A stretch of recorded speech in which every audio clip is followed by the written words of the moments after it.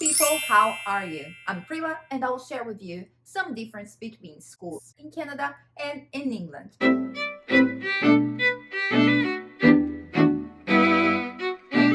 Many people asked me to record this video because I'm a teacher and I worked in both places. In England, I worked in a secondary public school, and here in Canada, I worked in an alternative and private and at the same time primary school. So in England, I worked mainly with teenagers, and here in Canada, I worked with kids. It has been a while since I've been thinking of recording this video to you guys because for me, they are so different, like two different words, and comparing them and finding some similarities are like very hard. But I will try to do that for you. So like this video, subscribe if you didn't yet, leave your comment because now I will start sharing with you everything. So I have here in this paper 7 different categories. We can fold them and put in a box and pick one by one and talk about it. Now let's go one by one.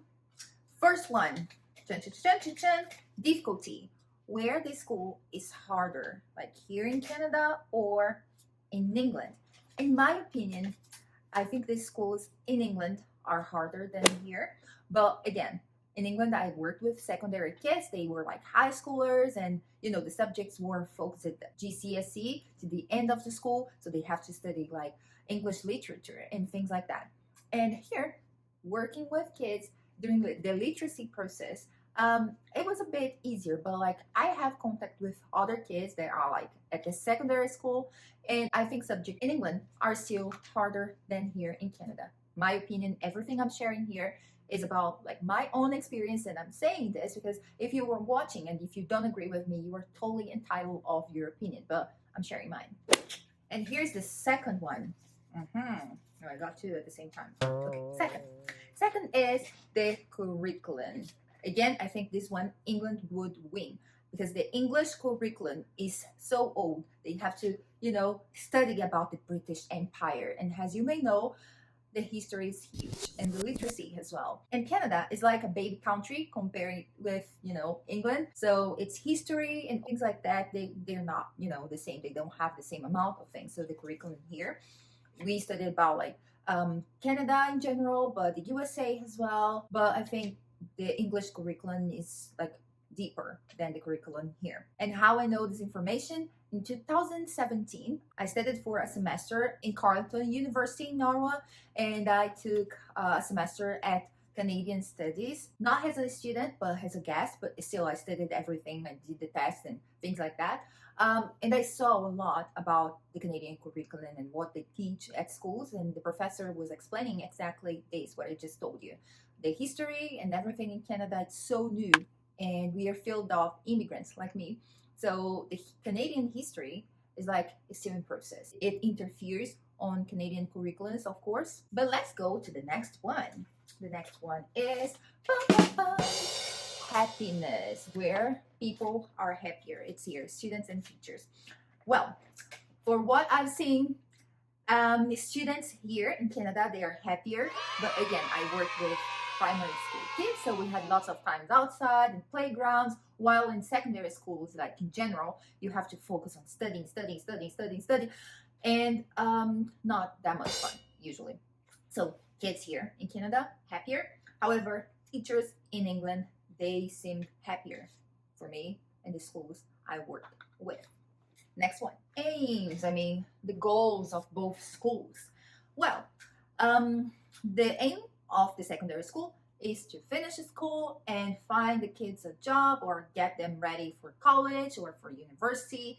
And to finish this, they have to take the GCSE, like the final exam. Here in Canada, the primary kids had the aim in the literacy process to finish the literacy process knowing how to read in both, right? English and maths. So aims and goals, they are totally different, but I think around the world, we have the same expectations. Like at the end of this school, like when you were just graduating, like generally, you have to be able to, conclude some tasks.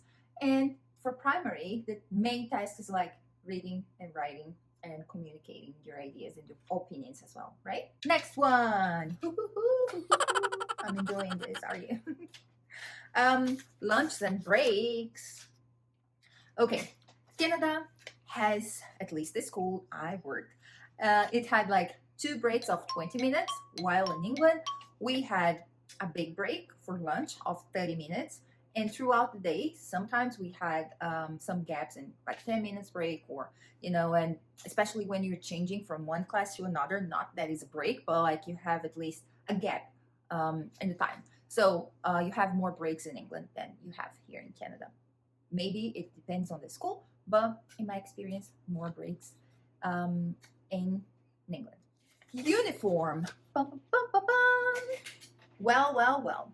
In England, the school I worked was a public school, and publics and private schools in England, usually they have uniforms. In North America, Canada included, usually they don't have uniforms. Only some private schools, they have uniforms here in Canada, but usually they don't have uniforms. So uniforms, something that we don't see much often here in Canada. And the last but not least is about school time. I thought this one would be the first one, but it was the last one. Anyway, the school time. In England, the school usually starts at around 9 a.m. and it finishes at 2:30. People may have like extra class and they may stay longer at school. But here in Canada, the school starts at the same time at 9 a.m. but it finished at around 3:30. So the school days are longer here in Canada. I think that would be that, but I have an extra one here. You that stayed until the end of this video, you will see the one that I will talk about now, that it may be interesting to you. Do you want to guess what it is? 10, 9, 8, 7, 6, 5, 4, 3, 2, 1. Did you get it right? Salary, where teachers receive much money. If you compare Europe and here, in Europe we'll have some countries where teachers are well paid. But in general, they are not. And even here in Canada, they are not. As teachers, we earn more here in North America, in Canada, than in Europe. But not only teachers, like other professions as well. My husband, he earns more money here in North America than we earn there. But we have some advantage of living in Europe, such as having more access to other countries and traveling more, and food and other things being cheaper and a little bit better there. So you have to see what's best for you. And let me know if I clarified to you some difference between schools here in Canada and in England. As I said before, it's very hard to compare two totally different things. I did my best, but let me know your thoughts. Thank you so much for watching this video. See you on the next one, and bye!